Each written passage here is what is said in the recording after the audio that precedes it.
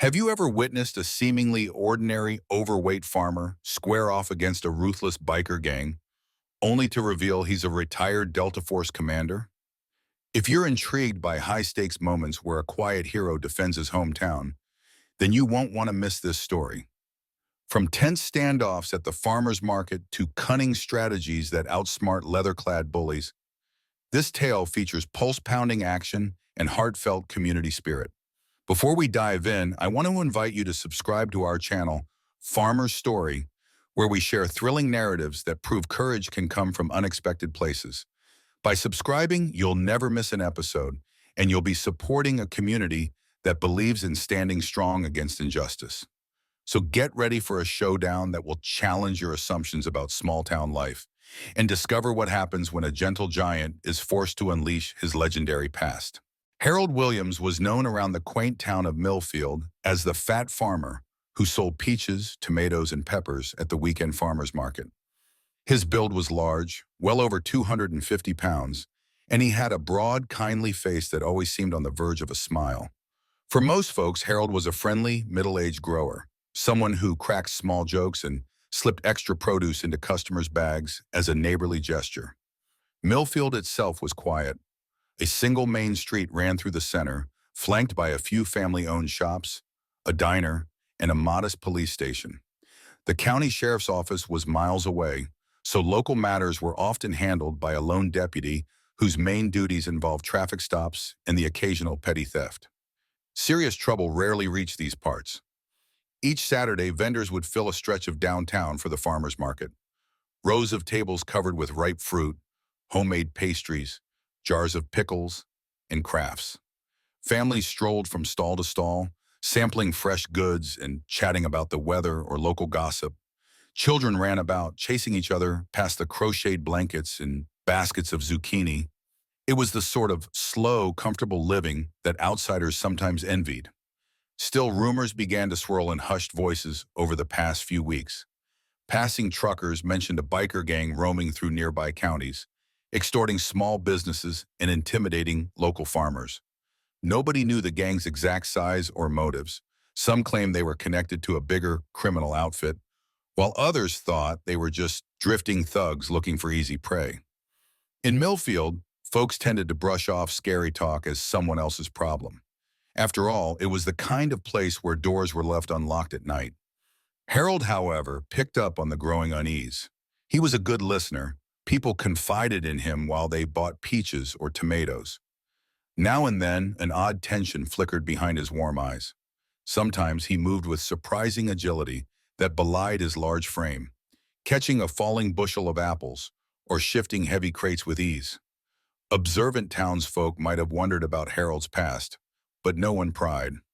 Life was slow and pressing personal questions wasn't polite. So on a bright Saturday morning, Harold arrived at the market, setting out his produce under a striped canopy. The sun felt warm, and a pleasant breeze carried the scent of fresh bread from a nearby stall.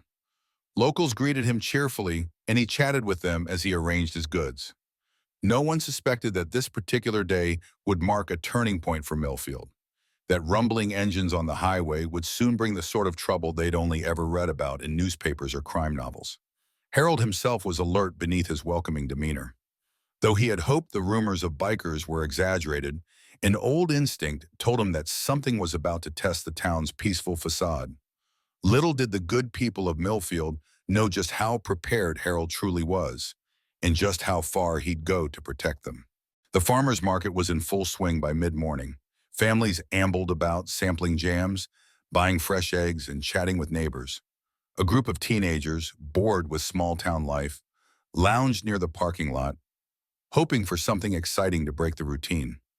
Harold tended his stall patiently, accepting payment from cheerful customers and occasionally offering tips on how to cook with the peppers he'd grown. Across the way, however, a few vendors whispered nervously to each other. One of them, a local mechanic named Carl, claimed he'd seen 5 or 6 bikers roll into the gas station outside town earlier. Another farmer said the group had menacing tattoos and matching leather vests with some kind of wolf emblem. A chill ran through the small gathering. The rumors were no longer just rumors. Harold overheard bits of these hushed conversations. He remained outwardly calm, But inside, his thoughts churned. He had hoped the gang would bypass Millfield, given its modest size and lack of obvious riches. But small towns often made for easy targets, especially if criminals expected minimal resistance. Harold considered alerting the lone deputy stationed in town, but local law enforcement was stretched thin. It could take the county sheriff's department at least half an hour to send backup if anything serious happened. Tamping down a flicker of tension, Harold adjusted a crate of tomatoes on his table. Long ago, he'd learned that panic only served to unravel a situation faster. His first move was to observe, watch for the threat, gauge how it behaved. If trouble came, he would handle it in a way that minimized harm to innocent bystanders. By late morning, the sun was high and the chatter of the market had reached its usual lively buzz. That was when the distant roar of motorcycles cut through the friendly din. Vendors paused, mid-transaction. Some parents quickly ushered their children closer. Harold glanced down the road, seeing a pack of rumbling bikes approach. Dust kicked up behind them like a trailing storm cloud. The group numbered around 5, engines growling as they coasted into the market area. The riders wore black leather vests emblazoned with a stylized wolf's head. They parked their bikes in a tight line near the entrance, making a deliberate show of power. Millfield wasn't used to such displays, and the abrupt silence that fell over the market was telling. Harold felt the old instincts flare up, heart rate steady, senses alert. He forced a casual demeanor, stepping around to his stall to greet or confront them if needed.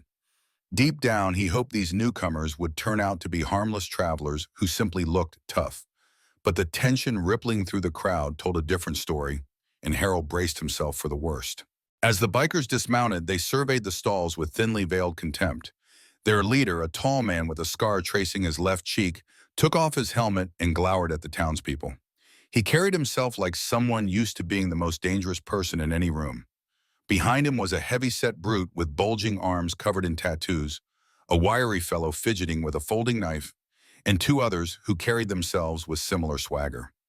Murmurs rippled through the onlookers. Parents tightened their hold on their kids. Vendors exchanged anxious looks. The newcomers radiated aggression, and no one in Millfield quite knew how to respond to such blatant intimidation.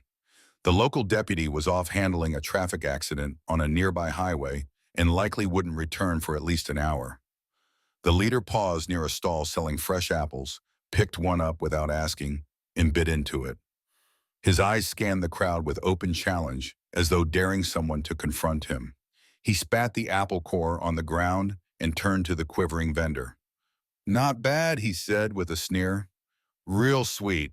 Guess that's a perk of a small-town orchard." Harold watched from his produce stand, tension rising in his gut. He recognized the tactic. Create fear by demonstrating disrespect. If no one pushed back, the gang would push further. Part of him wanted to step in immediately. Another part warned him to pick the right moment, to avoid sparking violence in the midst of so many unprepared townsfolk. Eventually, the leader and his crew made their way to Harold's stall. The tall man's gaze drifted from Harold's weathered overalls to his round stomach. A mocking grin tugged at his lips. "You look like you enjoy your own cooking, farmer," he said, tone dripping with scorn. Harold maintained a calm mask. "Hard work, good appetite," he replied politely. "That's the deal on a farm." The brute with bulging arms, nicknamed Moose by one of his companions, let out a low chuckle. "Bet it takes a lot to fill you up," he said, patting his own stomach in a mocking gesture. Harold remained steady. "I manage. Y'all just passing through?" A faint flicker of surprise crossed the leader's face, as though he hadn't expected any sort of direct question. "Could be," he said. "Or we might stick around if the place is worth our time. You know, lots of farms here, easy roads. A gang like ours might find it profitable to offer some protection." Harold understood the implication. He let out a measured breath, his mind already weighing options. On the surface, he offered nothing but polite restraint. But internally, years of experience told him these men were testing boundaries. It wouldn't stop with sarcastic banter and stolen apples. If Millfield showed weakness, the bikers would dig in. "Protection isn't something we usually pay for," Harold said softly. Then he turned his attention to arranging tomatoes on his table, silently daring them to make the next move. The tension coiled tighter with every passing second. A few nervous onlookers hovered nearby, torn between wanting to see if Harold needed help and fearing they'd be drawn into a confrontation. The leader rested a leather-gloved hand on the table, his voice lowering. Well, maybe you should start paying for it.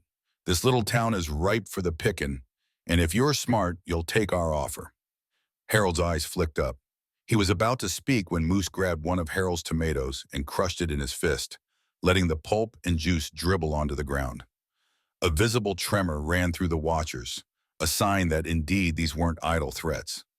Across the market, a few men looked ready to step in. Bill, one of Harold's longtime friends, was among them. He took a half step forward, but Harold shot him a subtle glance, as if to say, wait. Harold didn't want an all-out brawl with family still present. He needed to diffuse this in a way that minimized harm. Swallowing back anger, Harold pulled a worn wallet from his back pocket and retrieved a crinkled $20 bill. He held it out, forcing a cordial tone. If it makes y'all move along, here's some travel money. Best coffee and pies you'll find are down at the diner. Check it out. Moose snorted, grabbing the bill and examining it like it was a joke. With deliberate contempt, he let it flutter to the ground. The leader smirked. You think we're cheap, big guy? We want a regular payment. Every week, more than a 20. You got the rest of the market stalls to chip in, right? A few audible gasps rippled around them. Harold sensed the fear climbing. He knew from experience that caving in now would send a clear signal. Millfield is easy prey. Yet outright defiance could spark a violent spree. He needed a balance, temporary submission to protect bystanders, coupled with planning for a proper response. He bent down, retrieved the dropped bill, and tucked it back into his pocket with careful deliberation. Meeting the gang leader's gaze, Harold said, I can't speak for the whole town. I suggest you talk to our local authorities if you want to do business here. At that, the leader let out a bark of laughter, turning to his men. You hear that, boss? The local authorities. Yeah, we'll get right on that. It was clear they had no intention of dealing with law enforcement in any legitimate sense. For a moment, it looked like Moose might escalate things, but a flick of the leader's wrist told him to stand down. They had made their point. Intimidation had been established. With a curt nod, the leader motioned for his crew to head out. They walked back to their bikes amid the uneasy silence. Just before straddling his seat, the leader pointed at Harold. Don't get any ideas, old man. We'll be back for a proper talk. Then the gang started their engines, rolling out with ear-splitting roars and leaving shocked townsfolk in their wake. When the bikers were out of sight, the market seemed to collectively exhale. Bill and a few others rushed to Harold, asking if he was all right. Harold nodded. He assured them everything was fine, but inside he already knew what was coming. The bikers would return, and next time, they'd likely be bolder. He couldn't afford to just hope they'd go away. Harold left the market shortly after, carting unsold produce back to his pickup. The normally cheerful vendors packed up in silence, exchanging grim expressions. Word spread quickly about the altercation. Some folks were angry, others frightened. A few talked about calling the county sheriff, but past experience taught them help might arrive too late, especially if the bikers returned in force. The ride back to his farm took about 15 minutes along a winding, dusty road. As he pulled up to the farmhouse, a modest structure with chipped paint and a sagging porch, he realized his life here had been so peaceful that it almost felt surreal to face a gang's extortion threats. But Harold was no stranger to trouble, despite appearances. Parking beside the barn, he glanced around at the neat rows of vegetable gardens, the chicken coop, and beyond them, acres of fruit trees. It had taken years of labor to build this small but thriving farm. He had swapped a high-stakes existence for one of simpler values: early mornings, steady work, and local friendships. The idea that a group of bullies might disrupt this had his blood simmering. He carried the leftover produce into the barn, setting the crates on a sturdy wooden table. In the far corner stood a locked cabinet that looked ordinary enough, painted to match the rough interior. Fishing a key from around his neck, Harold opened it. Inside were carefully maintained weapons, a compact rifle, a sidearm, and some tactical gear left from his Delta Force days. He had hoped never to need them again. Yet faced with the threat at the farmer's market, He couldn't ignore the possibility that a showdown might be inevitable. For a moment, Harold just stared at the weapons, an old mix of memories swirling behind his eyes. Flashbacks of grueling missions, close calls, and the friends he lost. Leaving the military, he'd sworn he was done with violence. But the protective instinct that made him volunteer for the armed forces in the first place still burned within him. If these bikers thought they'd found an easy mark, they were sorely mistaken. He closed the cabinet, locked it, and exhaled. If the gang came back, Harold would need a plan, one that minimized risk to innocent neighbors. Pulling out a phone, he dialed the number of an old friend from his service days. If anyone could help him map out a strategy without turning Millfield into a war zone, it was Clint Bradley. The phone rang a few times before a familiar voice answered. "Clint, it's Harold," he said quietly. "Got a problem with some bikers stirring up trouble. Might need your 2 cents." He listened to Clint's response, trying to mask the dread that tightened his chest. Deep down, Harold already knew there might be no clean resolution, but for the sake of his farm and for Millfield, he'd do whatever it took. The following day, Harold visited Bill's farm a couple of miles down the road. Bill was waiting by a tractor parked near a row of cornfields. He looked anxious, constantly glancing at the horizon, as though expecting the bikers to appear at any moment. "You heard they're staying in a rundown motel out by the county line," Bill began as soon as Harold stepped out of his pickup. "A buddy of mine passed through there yesterday, saw half a dozen bikes with that same wolf emblem." Harold nodded. He had suspected the gang wouldn't stray far. "We can't let them pick us off one by one," he replied. "They might try to intimidate farmers out in remote areas. We need to be coordinated." A flicker of hope crossed Bill's features. "That's what I was thinking. Some of us talked last night, only about 6 or 7 folks, but we all agreed we can't just cave in. None of us wants to pay them off, but we also don't want shootouts on our properties." "Agreed," Harold said. "Let's see if we can form a neighborhood watch of sorts. Rotate patrols, keep an eye on each other's land. At least we'll know if they're snooping around." Bill exhaled, relief mingling with lingering concern. "I've never fired a gun at anybody, Harold. I don't want to start now." Harold offered a reassuring clap on Bill's shoulder. "We'll try to avoid that, but we need to be ready to protect our families if talking fails. These kinds of people prey on weakness." They spent the next hour drafting a plan. Bill volunteered to pass word to other locals. Harold would discreetly teach them some basic defensive strategies. No one wanted open warfare, but the consensus was clear. If the bikers launched more aggressive actions, the town wouldn't roll over. Before Harold left, Bill mentioned a rumor that the bikers had a larger network. "We can't be sure if more of them might ride in," he warned, handing Harold a piece of paper with phone numbers of neighbors who agreed to help. "We better prepare for more than just 5 or 6. Harold took the paper, forcing a grim smile. "That's what I'm afraid of. But numbers aren't everything. We know this land. We have the advantage if they try anything on our turf." As Harold drove away, the weight of responsibility pressed heavily upon him. He was no stranger to dangerous confrontations. Delta Force had trained him to handle high-stakes missions, but these were everyday folks, not a military unit. They lacked combat experience and the fortitude that comes from intensive training. He'd have to balance caution with resolve, ensuring that neither panic nor reckless bravado took over. By the time he reached his farmhouse, Harold had already made a silent vow. He would protect Millfield the same way he once protected vulnerable communities overseas. This was his home now, and he wasn't about to let a pack of bullies tear it apart. Over the next several days, Harold worked tirelessly behind the scenes. He visited various farms under the guise of delivering extra vegetables or asking for help with tractor repairs. In truth, he was quietly assessing each neighbor's willingness and ability to defend themselves. Some were wary, preferring to hope the bikers wouldn't bother them. Others, like a retired police officer named Gus, were eager to stand firm. By midweek, about a dozen locals had come together for an informal meeting at Harold's barn. The space smelled of hay and motor oil, sunlight streaming through the gaps in the wooden walls. Gathered in a loose circle, the group reviewed a map of the area spread across a makeshift table. Harold had used red markers to indicate potential choke points on rural roads, areas where a few vehicles or even heavy farm equipment could block motorcycle access if needed. We're not forming a militia, Harold stressed, his gaze sweeping the nervous but resolute faces. We just need to watch out for each other and respond quickly if the bikers start targeting anyone's property. Keep phones charged and landlines functional. We'll rotate a driving patrol each night. Nothing fancy, just eyes on the roads. Gus, the ex-cop, chimed in. I can show some of you how to handle a shotgun properly. If they come onto your land, you have a right to defend yourself. But let's not go looking for a fight. The group nodded.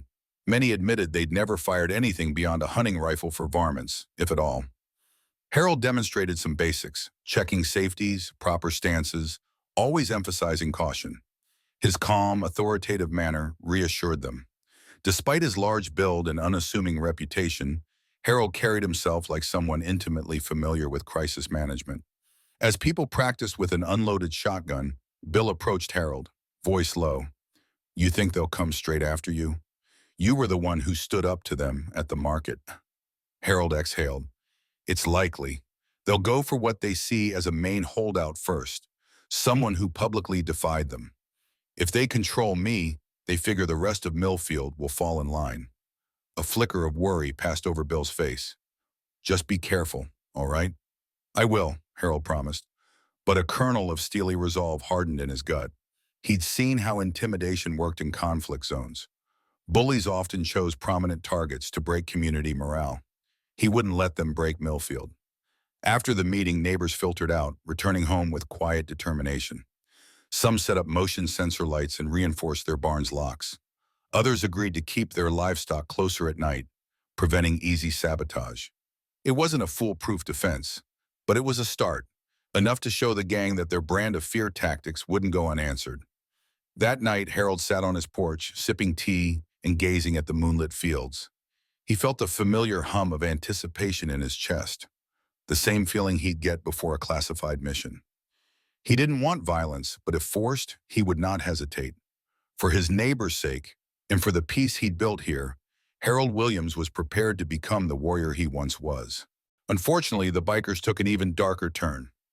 Over the next few nights, Millfield was hit by a rash of vandalism. Someone smashed windows at the local feed store, leaving "pay up" scrawled in spray paint on the front door. Another farmer woke to find several of his fence posts torn down and the remains of a small fire smoldering near his barn. No one was hurt, but the message was clear. We can strike whenever we want. Harold spent those nights patrolling, but the bikers seemed careful, coordinating small-scale damage in areas not currently watched. The deputy came by to take statements and pictures, but with limited manpower, he couldn't launch much of an investigation. Local calls to the county sheriff's office resulted in a promise to increase highway patrols, which did little to reassure anyone. One evening, just after sundown, Bill pounded on Harold's door, out of breath. They set part of my barn on fire, he gasped, sweat shining on his brow. Not a big blaze, but enough to scare the animals. Left a note nailed to the door saying, next time it all goes up. Harold's jaw tightened. You get a look at them? Bill shook his head. They must have taken off on side roads. I called the deputy, but it'll be ages before he gets here. My wife's terrified. Let's get the group together, Harold said, grabbing his truck keys. They're escalating. We have to be ready. Within an hour, a small gathering convened in Harold's barn again. People were clearly on edge, eyes darting nervously at every creak of the wind through the rafters. Gus urged calm, but the tension was undeniable. Each new incident chipped away at the town's sense of security. Harold addressed them, his deep voice measured yet firm. I understand how frightening this is. They want us to panic or pay them off, but giving in only makes bullies bolder. We have the advantage of numbers and knowledge of our land. If they step up their aggression, we'll match it by protecting ourselves, and we'll do it together. A murmur of agreement swept the crowd. A few farmers who had been on the fence about openly resisting seemed to make up their minds then and there. One older man, whose orchard had been vandalized, vowed he'd sleep in his truck overnight if that's what it took to guard his property. Another young couple volunteered for extra patrol shifts. The sense of unity was palpable. That night, Harold expanded the patrol routes, coordinating with Clint by phone for strategic pointers. Clint offered to send a couple of retired buddies from out of state if things got worse, but Harold hesitated. He didn't want outsiders pouring in, risking an escalation that might turn rural fields into a war zone. Still, it was good to know help was available. Despite the fear that hung in the air, a renewed resolve settled over Millfield's residents. This was their home, and they wouldn't be driven out or forced into paying protection money. Harold Williams, the quiet, fat farmer at the heart of it all, was determined to see them through, and heaven help the bikers who mistook his gentleness for weakness. In the early hours of the next morning, when the sky was just starting to lighten, Harold was out checking the perimeter of his farm. He had installed a few basic tripwire alarms near less frequented entry points, devices that would trigger loud clanging sounds if someone crossed them unawares. They were simple but effective, a quick warning that could buy him time to respond. He stopped by the barn, stepping inside to ensure everything remained as he'd left it. His weapons cabinet was locked tight. A small emergency radio sat on a table, tuned to a private frequency the neighbors shared. Satisfied, he moved on to the chicken coop, counting the birds as they stirred awake. The routine steadied him, reminding him that life had to go on, even under threat. A short while later, Harold heard the distinct sound of an engine on the main road. It wasn't the rumbling of multiple motorcycles, more like a single vehicle. Cautiously, he walked out front to see a battered pickup truck rattling down the driveway. The driver's door opened, and out stepped Roy, a neighbor who lived a couple of miles west. He looked shaken.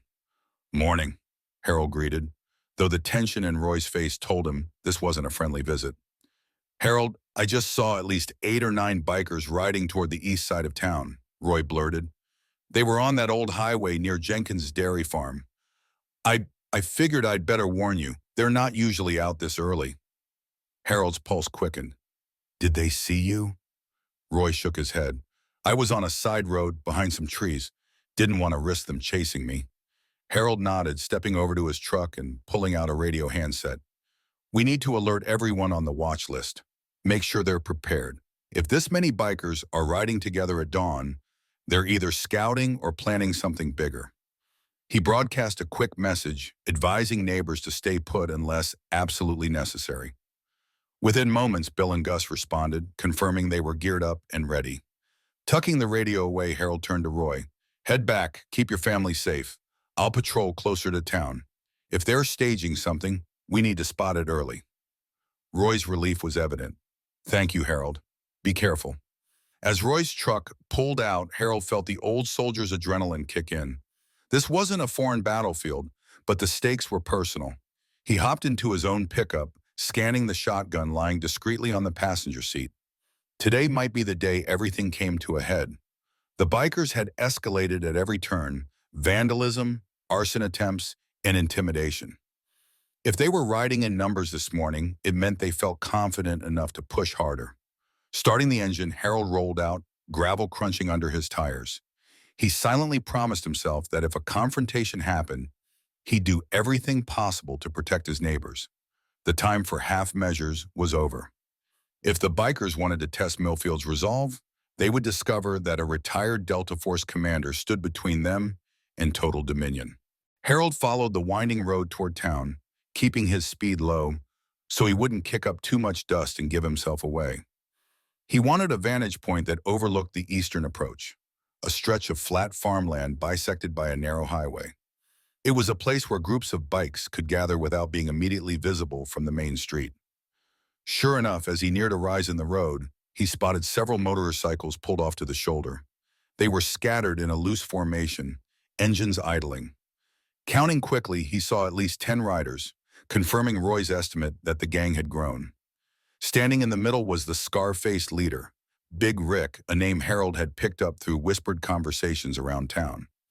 Harold eased his truck onto a dirt path, parking behind an old silo that offered a partial line of sight to the highway. Through a pair of old binoculars he kept in the glove compartment, he scanned the scene. Big Rick was talking animatedly to his men, gesturing toward the direction of Millfield. Moose, the bulky enforcer, stood beside him, cracking his knuckles in an exaggerated show of impatience. It didn't take an expert to guess their plan. Likely a strong-arm visit to businesses and farms, demanding protection, money, or threatening worse. Harold keyed the radio and updated Bill, who was stationed with another group near the main street. "They're definitely planning to ride into town. Looks like about 10. Keep your positions. If they come through, we'll try to funnel them onto the side road where the barricade is set." The barricade was a last resort plan. Over the past days, a few folks had quietly moved old vehicles and heavy equipment into strategic spots. If the bikers attempted a forced entry, the townspeople could block off escape routes, giving them a chance to confront the gang on their own terms. The idea wasn't to provoke a gun battle, but to demonstrate that Millfield wasn't defenseless. Harold started his truck back up, pulling onto a parallel gravel lane. He wanted to circle around, approach from a different angle, and be ready when the bikers inevitably headed for the town center. Dust kicked up behind him as he raced against time. Soon, the roar of multiple engines reached his ears. In the distance, he saw the gang peel out, leaving a plume of exhaust. They were coming.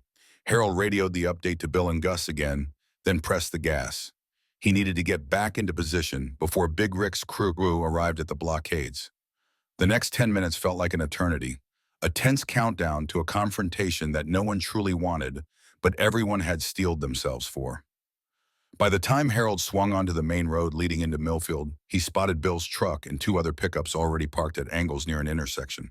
Several men and women crouched behind them, rifles or shotguns in hand. They looked scared, but determined. Harold pulled over, grabbed his shotgun, and joined them. Adrenaline thrummed through his veins. He'd planned missions like this overseas, coordinating ambush points to neutralize threats. Never had he imagined doing something similar to protect a humble farming town. But here he was, ready to stand between predators and the people he cared about. "They're close," he murmured to Bill, and as if on cue, the rumble of motorcycles echoed down the empty road. The bikers appeared in a tight cluster, headlights beaming through the morning haze. As they rumbled closer, Harold could see Big Rick at the front, scanning for any sign of resistance. The plan was simple: use the improvised barricade to halt them before they reached the heart of town, then confront them as a united front. A line of old pickup trucks and farm equipment stretched across the road, leaving only a narrow gap near the shoulder. Bill and Roy stood there, rifles lowered but ready. Gus positioned himself on the opposite side, watching for any bikers who might try to flank them. Harold stayed near the center with his shotgun, heart pounding but mind focused. When the gang drew near, Big Rick signaled for them to slow. Confusion flickered across the faces of several riders as they realized the road was blocked. The engine noise diminished to a low rumble. Moose spat on the ground, glaring at the blockade. Twitch, the fidgety knife wielder, seemed to vibrate with nervous energy. "What the hell is this?" Big Rick demanded, voice carrying easily in the still morning air. Harold stepped forward, weapon pointed downward but visible.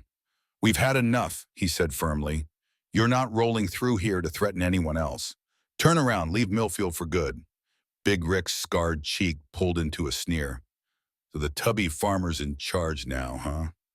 His gaze roamed over the makeshift barricade and the armed townsfolk behind it. "You think a few old trucks and a handful of shotguns will scare us off? We've handled worse." A ripple of uncertainty passed among the bikers, however. They hadn't expected the entire community to coordinate a defense. Harold took a moment to note the details. At least two of them had visible sidearms, and Moose carried a heavy chain. The tension was razor sharp. One reckless move could spark an all-out fight. Harold lifted his voice so everyone could hear. "We're not looking for violence, but we won't pay you. We won't let you burn our barns or smash our windows. This is our home, and we protect our own." For a moment, no one moved. A hawk circled overhead, its cry echoing in the silence. Big Rick revved his engine, then killed it completely. He swung a leg off his bike, hand resting near the firearm holstered at his hip. "You've got guts, old man, but I don't think you understand who you're dealing with." Harold's grip tightened on his shotgun. "I understand enough. You want to find out who you're really dealing with." The challenge hung in the air. The townsfolk braced themselves. Bill exhaled shakily, knuckles white on his rifle stock. At that instant, everyone realized there might be no easy compromise. Big Rick glanced at Moose, who nodded, stepping forward as though preparing to break the blockade by force. The tension snapped taut. Harold steadied his stance, ready to move if Moose lunged. For all their sakes, he prayed that intimidation alone would make the gang back down. But the bikers, fueled by pride and anger, were not used to retreating without a fight. Suddenly, Moose snarled and surged forward, swinging his chain in a wide arc. It clanged against the metal side of a parked truck, startling several townsfolk. Instantly, the rest of the gang revved their bikes or reached for weapons. The situation teetered on the edge of chaos. Before Moose could swing again, Harold stepped in, moving with surprising agility for his size. He used the barrel of his shotgun to knock the chain aside, pivoting to keep the weapon's muzzle angled safely away from bystanders. Then, with a swift thrust of his elbow, he struck Moose in the eye, staggering the larger man. The townspeople gasped at the speed of it. Harold moved like someone with advanced combat training, not a simple farmer. Moose let out a pained growl, clutching his ribs. Big Rick cursed, drawing his pistol part way. But as he raised it, he came face to face with Bill and Gus, both aiming their rifles directly at him. "Don't," Bill shouted, voice shaky but resolute. "Put it down or I swear." Big Rick froze, fury dancing in his eyes. The other bikers also hesitated, weapons half raised. They were outnumbered, and now they realized their targets weren't unarmed victims. The blockade, the coordinated line of farmers, this was far more resistance than they'd banked on. "You're making a mistake," Big Rick spat. "We've got more people outside this town, you hear me?" Harold kept his shotgun trained on Moose, who was recovering from the blow. "You bring as many as you want," he said, voice level, "but don't expect us to stand here and do nothing while you terrorize us. Last chance. Turn around and leave." Silence stretched for a heartbeat. The gang members glanced at one another, weighing their odds. Twitch, the knife wielder, looked ready to lunge in frustration, but a sharp glance from Big Rick held him back. "Fine," Big Rick said at last, lowering his pistol. "But you haven't seen the last of us. You think this is over, old man? You've made it worse for yourselves." Slowly, he mounted his bike again. Moose, glaring murder, retrieved his chain from the ground, favoring his bruised rib. One by one, the bikers started their engines. The tension didn't lift until they turned around, tires crunching on gravel, and rode back the way they had come. As the last biker's taillight disappeared in the distance, a collective sigh of relief washed over the crowd. Bill lowered his rifle, his hands shaking. Roy patted him on the back, murmuring, "We did it. We stood up to them." Harold's stance remained wary. His intuition told him Big Rick wasn't bluffing about having more allies. But for now, Millfield had forced the gang to retreat. People gathered around, some cheering quietly, others overwhelmed with adrenaline. No one was naive enough to believe the conflict was fully resolved, yet they'd shown they weren't easy marks. Glancing around at the makeshift barricade of trucks and farm equipment, Harold felt a surge of pride in these ordinary citizens turned protectors. They had faced down a dangerous threat together. Even if the gang returned, the bikers would think twice before underestimating this farming town and its surprisingly capable fat farmer.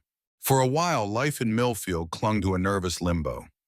After the biker gang's retreat, townsfolk wondered each day if Big Rick would send reinforcements. The rumor mill churned with stories of bigger biker chapters in neighboring states, more heavily armed and more ruthless. Yet days turned into a week, then nearly two, without any sign of the gang returning. Harold refused to let complacency take hold. He maintained the nighttime patrol schedule, urging neighbors to remain alert. Bill, Gus, and Roy rotated regularly, keeping watch on the main roads. Farmers took turns manning shortwave radios, ready to sound an alarm if unfamiliar bikes were spotted. During these cautious days, Harold carried on with his farm work, feeding chickens, tending crops, and harvesting late-season produce. At the Saturday market, people approached him with gratitude rather than fear. They thanked him for standing up to the bikers and for helping organize the community's defense. Harold accepted their thanks with humility. He'd never sought the spotlight. He only wanted Millfield safe. Some part of Harold wondered if Big Rick and his men had truly been frightened off.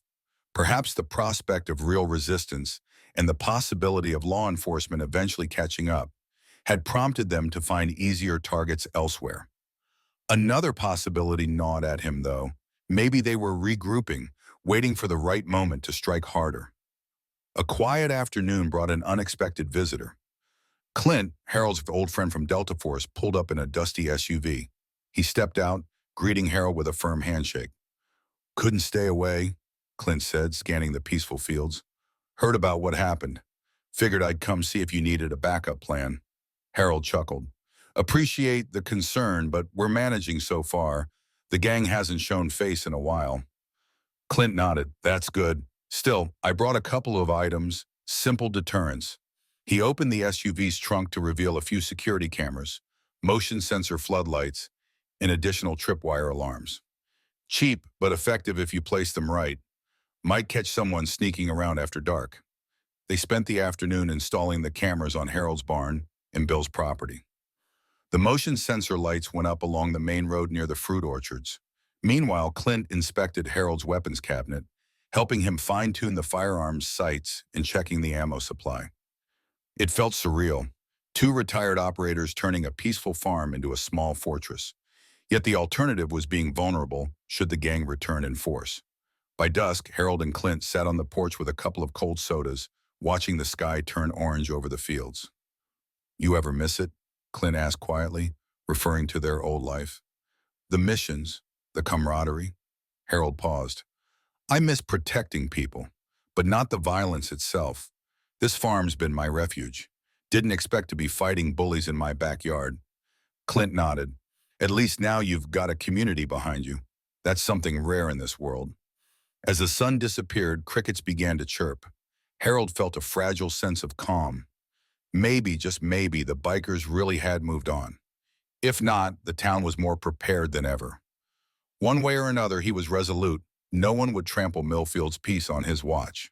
2 more weeks passed without any sign of Big Rick or his crew. The tension in Millfield began to ease, though it never vanished completely.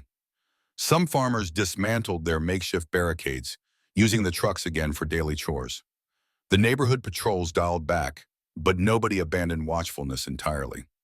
On a crisp autumn morning, Harold set up his usual stall at the farmer's market. The air smelled of freshly baked bread, and the trees lining the street had started to turn golden. Children scampered among the stalls, and the general mood was almost back to normal. Harold greeted regular customers, offering recipe suggestions for roasted peppers and squash soup. Toward midday, just when Harold allowed himself to relax, he noticed an unfamiliar pair of leather vests weaving through the crowd. Each vest bore a smaller patch of the same wolf's head insignia. His pulse quickened.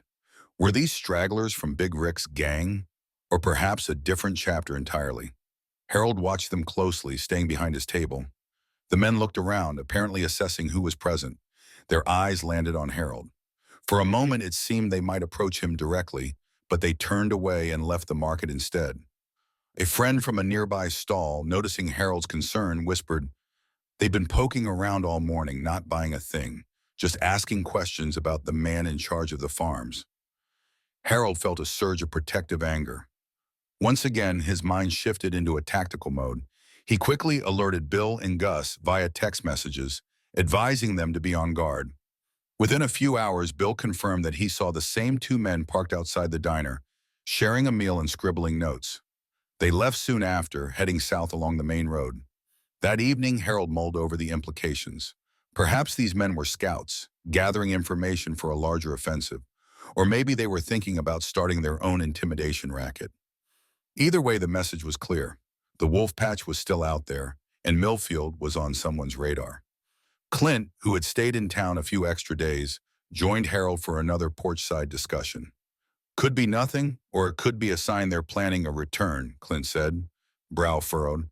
Whatever you do, don't let the town get complacent. Harold nodded, hands clasped together. I'll warn folks to stay vigilant. Then, with a determined set to his jaw, he added, and if they come back in force, we'll meet them head on. I won't let them terrorize these people. The sky deepened to a dusky purple as Harold and Clint hammered out a contingency plan. They'd coordinate with the rest of the town, keep the cameras and floodlights active, and maintain some of the tripwire alarms. It wasn't about living in fear. It was about staying one step ahead of bullies who thrived on surprise.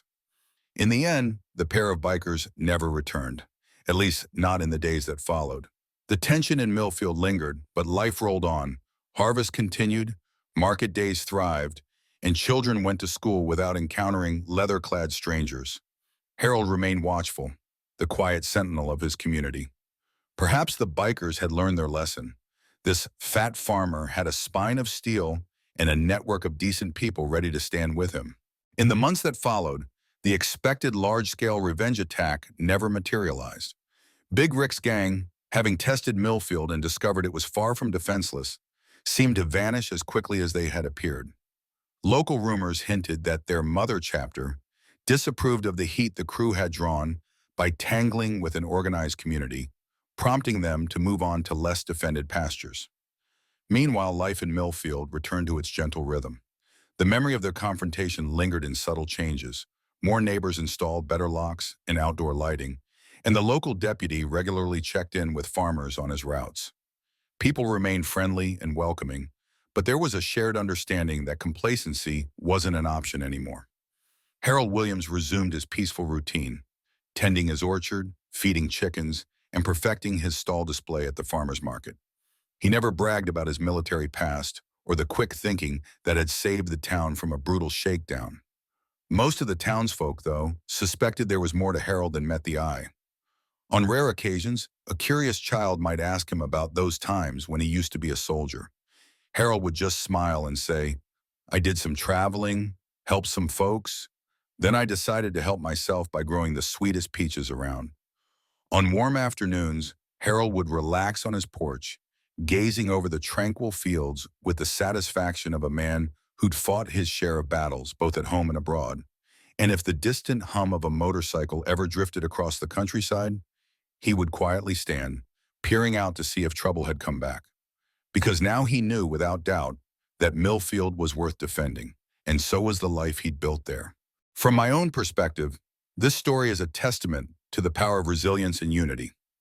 Harold's quiet determination and unwavering devotion to his neighbors highlight how we're often stronger than we think, even when the odds seem stacked against us.